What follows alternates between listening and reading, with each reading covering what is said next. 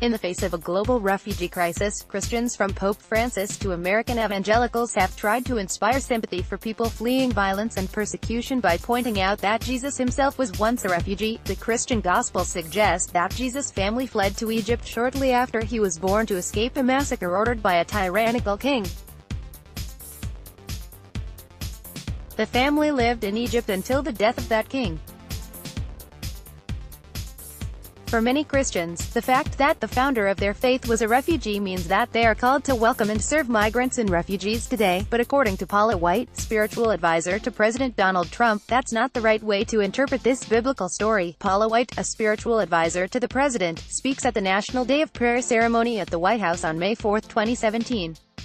Earlier this month, White spoke on the Christian Broadcasting Network about visiting a foster care facility in Bristow, Virginia, that was reportedly taking care of several migrant children. Asked to reflect on the Bible verses that came to mind during her visit, the televangelist said that many Christians misconstrue the story about Jesus' escape to Egypt. White claimed that although Jesus was a refugee, he didn't cross borders illegally. "I think so many people have taken biblical scriptures out of context on this, to say stuff like, well, Jesus was a refugee," White said in the CBN interview published Monday. "Yes, he did live in Egypt for 3.5 years. But it was not illegal. If he had broken the law, then he would have been sinful and he would not have been our Messiah." Jesus' flight into Egypt is depicted in a 16th-century fresco by Francesco da Milano, located in a cathedral in the Veneto region of Italy. "Most Christian theologians would likely find flaws in White's analysis," said Matthew Sorens, national coordinator for the advocacy group Evangelical Immigration Table. He said the concept of illegally entering Egypt hardly applied during Jesus' time, centuries before the existence of modern nation-states that issue passports and visas to regulate migration. "We have no reason from the text to think that his parents requested refugee status in advance of their flight," Sorens wrote in an email. Much like many Salvadoran or Honduran families today who are fleeing gang violence, their response to a credible threat to their family's safety was to try to reach a foreign country where they would be safe, protected from those seeking to do them harm. Rev. John McCullough, president of the refugee resettlement agency Church World Service, said he has seen no evidence that Jesus' family was legally admitted into Egypt. Fortunately, the Egyptian authorities did not exercise any kind of zero-tolerance policy. McCullough said, President Donald Trump takes a seat between White and National Rifle Association leader Wayne LaPierre at a White House meeting on Feb. 1, 2017. Sorens also questioned the idea that breaking a governmental law is always sinful, as White's comment implies. He pointed to Bible passages about Jewish midwives defying an Egyptian ruler's order to kill male children and to stories about Jesus' apostles being imprisoned because they were on the wrong side of Roman laws. Jesus himself was criticized by community leaders of his time for breaking religious law and was eventually executed by the state. The Bible does give Christians instructions for relating to the civil authorities in ways that honor law, but it never claims that all laws are just or should be obeyed. Sorens said, in a democratic form of government, being subject to the governing authorities, as Paul writes in Romans chapter 13 verse 1, includes advocating peacefully for laws that are more just, with a particular concern for those who are marginalized, including those fleeing persecution.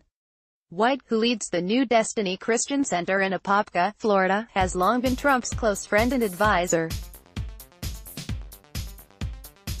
She also has a substantial following in the evangelical world.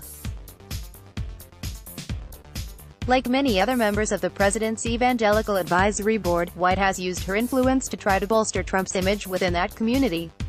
White takes photos during a National Day of Prayer event in the Rose Garden on May 3, 2018. White evangelical Protestants have been among Trump's most reliable supporters, but many of their leaders expressed dismay over his zero-tolerance immigration policy that separated more than 2,000 children from their parents at the U.S. border. The policy has since been reversed, but at least 1,400 to 1,700 children were likely still in government custody, The Washington Post reported on Monday. It's unclear whether the children in the facility that White visited had been separated from their parents at the border or if they arrived in the U.S. unaccompanied by an adult, but White assured CBN's viewers that the center was doing a beyond phenomenal job caring for the children's physical and mental needs. They care for the children, White said. Not just 3 square meals, psychiatric care, clinician, medical care, chapel, events, schooling, language, and love. Nonetheless, seeing the plight of those children had 100% strengthened her views on the need for tough border security, she said. If we are going to be compassionate, we have to have stricter border security and laws, said White. White speaks as part of Trump's inaugural ceremony on January 20, 2017. White's stance on border security and immigrants echoes the arguments of other Trump-supporting evangelicals, who contend that while the Bible calls on individual Christians to welcome the stranger, the government doesn't share that responsibility. Sorensen said he has no doubt that the facilities that have contracted with the Department of Health and Human Services to shelter migrant children are doing their best to care for the kids, but that doesn't justify family separation. That these kids have access to television, decent beds to sleep in, or adequate caloric intake is not the point. They belong with their moms and dads, he said. Download photo gallery inside the Texas detention center housing immigrants.